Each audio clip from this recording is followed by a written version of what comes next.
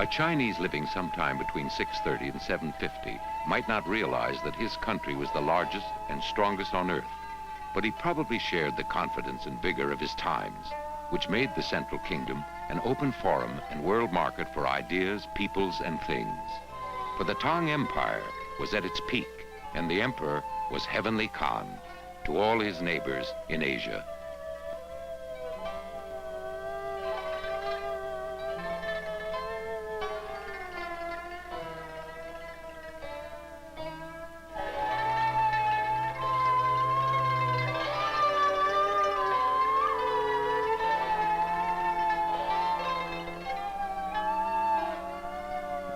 It all started with Emperor Taizong, who consolidated his rule by personally leading campaigns that eliminated rivals. This bas-relief commemorates one of his battle chargers, wounded and being attended by a general. Taizong's delight in treating foreigners equally as natives, an attitude originating partly from his family's intermarriage with an eastern Mongolian tribe of Turkic stock, was mainly due to the cultural and racial mix prevalent in China for the last 400 years.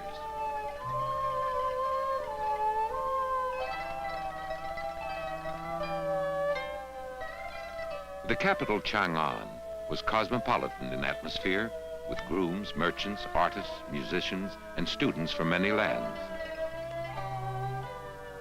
Imported luxury streamed into the two main markets. Caravans brought glass goblets from Byzantium, jade from Khotan, medicine from Kashmir and India, crystal and agate from Samarkand, cotton from Turfan, coral, perfumes, pomegranates, and walnuts from Persia, petroleum, opium, peas, lilacs, jewelry, and glass from the Arabs.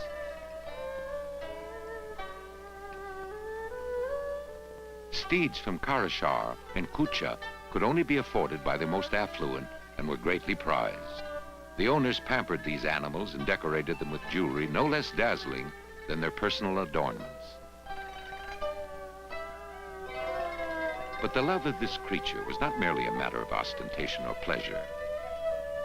In the beginning, Tang cavalry acquired only 2,000 horses from the Turks, in addition to 3,000 inherited from the preceding dynasty.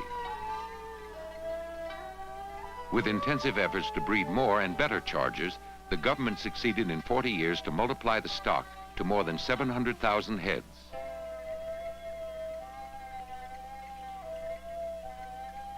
Behind the peace and prosperity was the clash of arms in the background between Tang and the Turks, whose eastern faction had been pressing southward from its base in Mongolia. Chinese prestige surged in foreign lands with the crushing defeat of the Eastern Turks.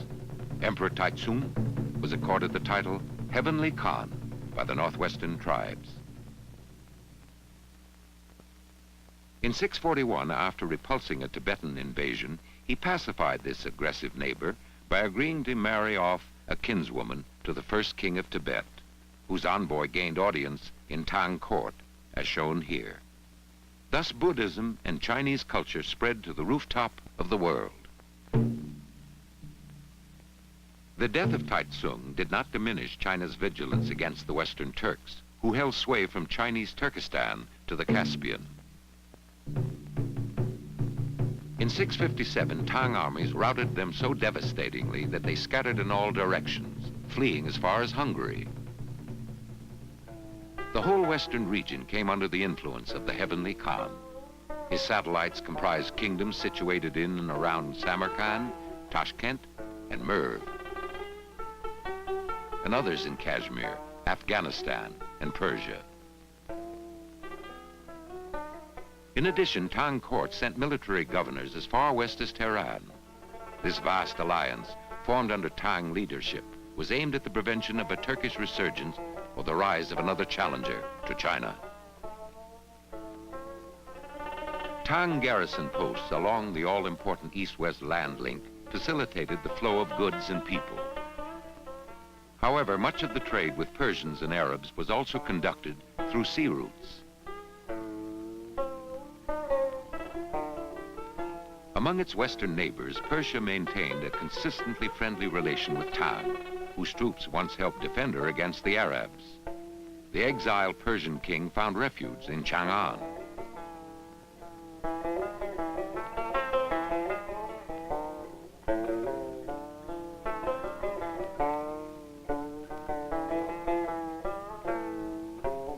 In the mid-7th century, China established diplomatic contact with the Arabs. Up to the 8th century, at least 36 envoys from Arab nations visited the Tang court. In the south, China traded with India and countries surrounding the subcontinent, and envoys from Nepal, Burma, and islands in the South Seas as far as Java and Sumatra found their way to the Chinese capital.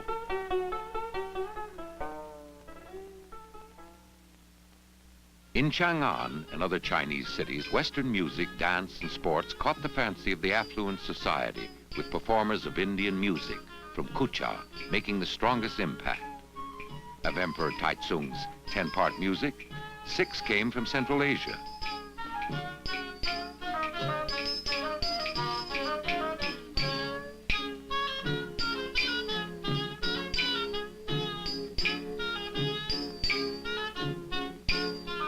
The jumps and twirls of nomadic dancers moved a Tang poet to imagine whirling snowflakes and turning wheels.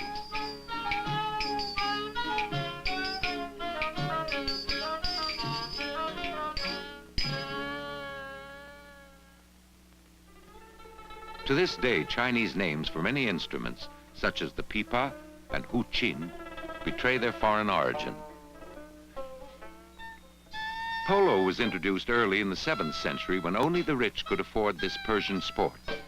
The imperial court adopted the game during Taizong's reign, but royalty did not become star players until the 8th century. As the sport gained in popularity, even scholars and court ladies took it up. Sometimes they played into the night, burning large, costly candles.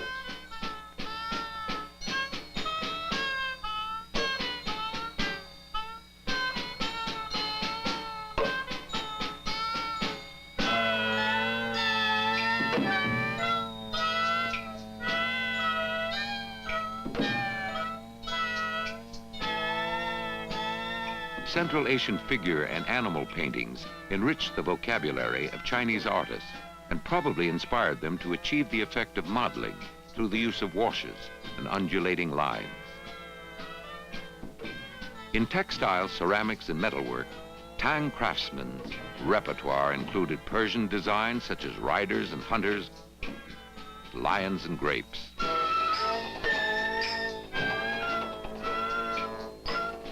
Grape wine was introduced before the birth of Christ, but Tang China learned to make it so well that the native product often surpassed imports, some of which were brought in skin bags by foreign merchants.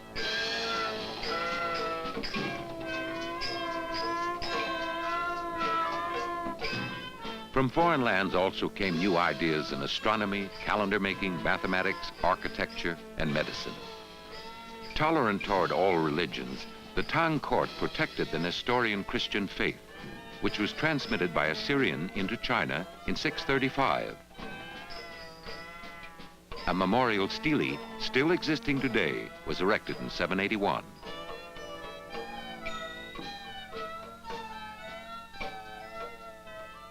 Manichaeism, a belief in the overcoming of evil darkness by the good light, came from Persia about 694 and took root in Chinese society.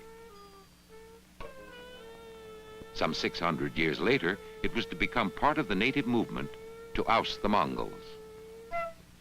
Muhammad's flight from Mecca almost coincided with the founding of the Tang Empire, and the Islamic religion penetrated China during Tang, becoming dominant in the northwest even to this day. But the most significant import was Buddhism from India. It traveled through Central Asia on the way to China, and Chinese pilgrims went back to the source to search for the original teaching. Xuanzang's name heads the list of famous monks who endured the torturous journey over land or sea to reach India. He studied in the Nalanda temple, and his fame for learning spread throughout that country. For his return journey, he was provided a white elephant and escort by the Indian ruler. His arrival at the Chinese capital was met by a tumultuous, welcoming crowd. Supported by Emperor Taizong, Xuanzang and his disciples translated 73 out of 657 Buddhist sutras that he brought back from his 16-year stay. His school of thought, called consciousness only, emphasized the mind above all in human existence. His book, Records of the Western Regions, updated China's knowledge of this great frontier, and his travels later became the subject of a popular novel of fantasy, featuring him and 3 bizarre followers. From the 6th century to the 8th, Buddhism developed into several major Chinese schools, some of which still exist. Among these, Chan Buddhism appealed to intellectuals by concentrating on the tranquility of the mind through looking inward at one's consciousness. Meditation as taught by this school is supposed to lead to a flash of revelation or produce gradual enlightenment. An undercurrent of Chan thought has flowed through Chinese art and literature down to our times. The Pure Land School appealed to the multitude. It promises the Western paradise Amitabha, attainable through the incantation of the holy name Namo, Amitabha.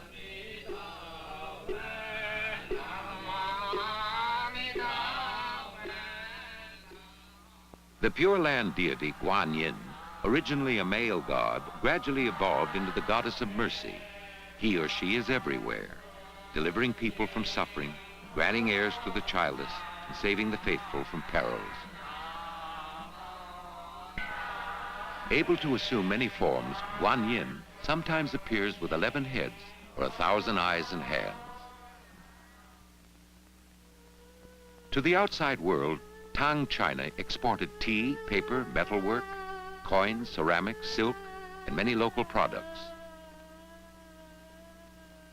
Some craftsmen in gold and silversmithing, weaving, and painting also emigrated to Central Asia.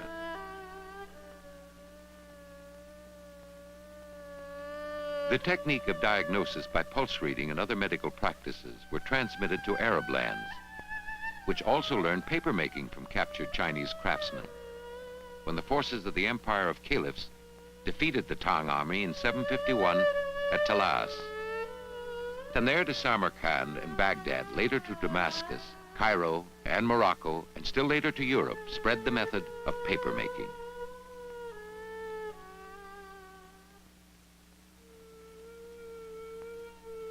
But the most significant exportation of Chinese culture was eastward, to Korea and Japan. Earlier, during the harsh rule of the Qin unifier, waves of Chinese refugees had inundated the Korean peninsula. And in 109 BC, when Emperor Wu of Han tried to cut off the left wing of his archenemy, the Xiongnu, he had invaded Korea and incorporated it into 4 commanderies, one of which, called Lolang, lasted longest as the eastern outpost of his Han civilization. Objects found in tombs there reveal the richness of the legacy.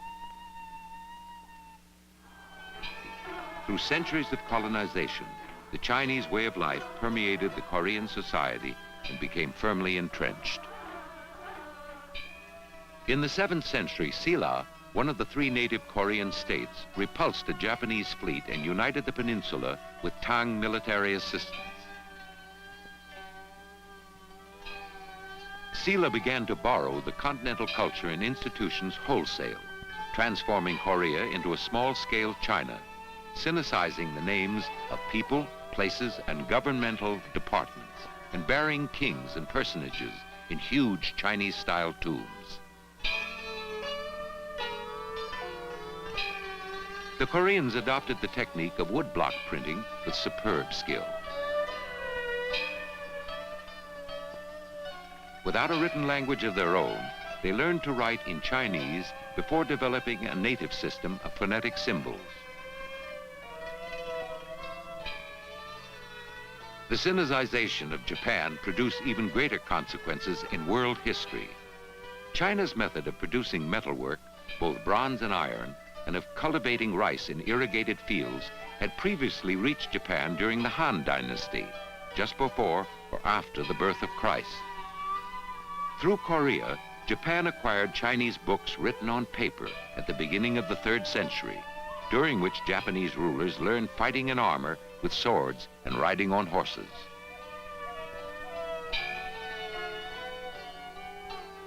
Their country was described in a Chinese history completed before 297, and the first reliable Japanese records were kept in the Chinese language around 400 AD. Japan sent envoys to China many times up to the end of the 5th century. Many superb works of art in Japan were fashioned by the hands of immigrants, a high percentage of whom claimed Chinese ancestry. The Japanese Book of Genealogies, completed in 815, indicates that more than 1/3 of the noble families were of foreign origin. Systematic Sinicization of Japan first gained impetus under Prince Shotoku, a devout Buddhist and champion of Confucian ethics, as well as an advocate of centralized government in the Chinese manner.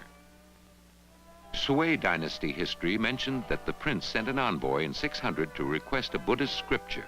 However, the Japanese mark 607 as the year for the first of 16 missions to Sui and Tang China. Some of these cultural expeditions involved 500 to 600 men who braved the stormy seas without modern navigational aids. They were ardent students in all fields, including Buddhism, classics, art and literature, music and architecture, law and government. Their efforts catapulted a late starter into a culturally advanced nation within a few hundred years. The great reform of Taika in mid-7th century committed Japan to building itself after the Tang pattern.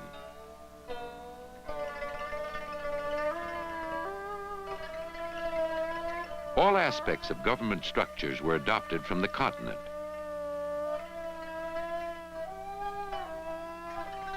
However, the aristocrats kept their tight rein by excluding the examination system, a major omission of a Tang institution. Power was centralized in the court, with its new capitals at Nara and Kyoto, both modeled after the Chinese capital Chang'an. Buddhism won enthusiastic and wide acceptance.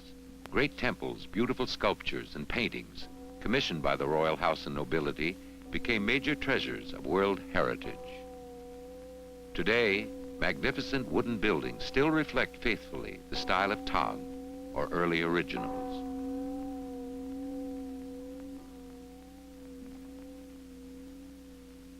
Ritual objects and personal belongings of Japan's great Buddhist emperor Shomu are kept in perfect condition in a large storehouse. Many items are unique remains of 8th century China. Ganjin, one of the Chinese missionaries invited to Japan, survived pirates, storms, and shipwreck on the way, but lost his eyesight. He founded this temple named Tosho Daiji, a living memorial to the courage and faith that sustained explorers in this epoch of cultural exchange.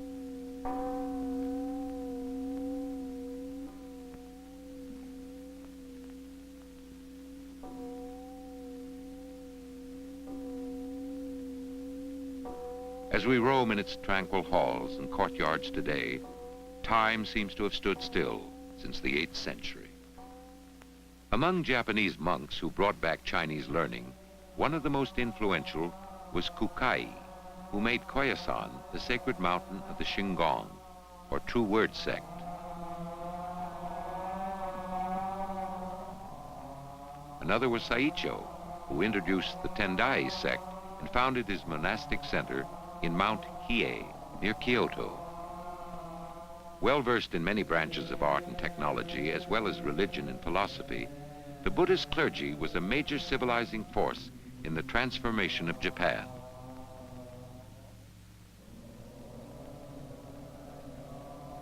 The Chinese language served as the key to the continental culture, so the Japanese ruling class learned to copy sutra, write poetry, record history, and issue edicts, all in beautiful Chinese calligraphy.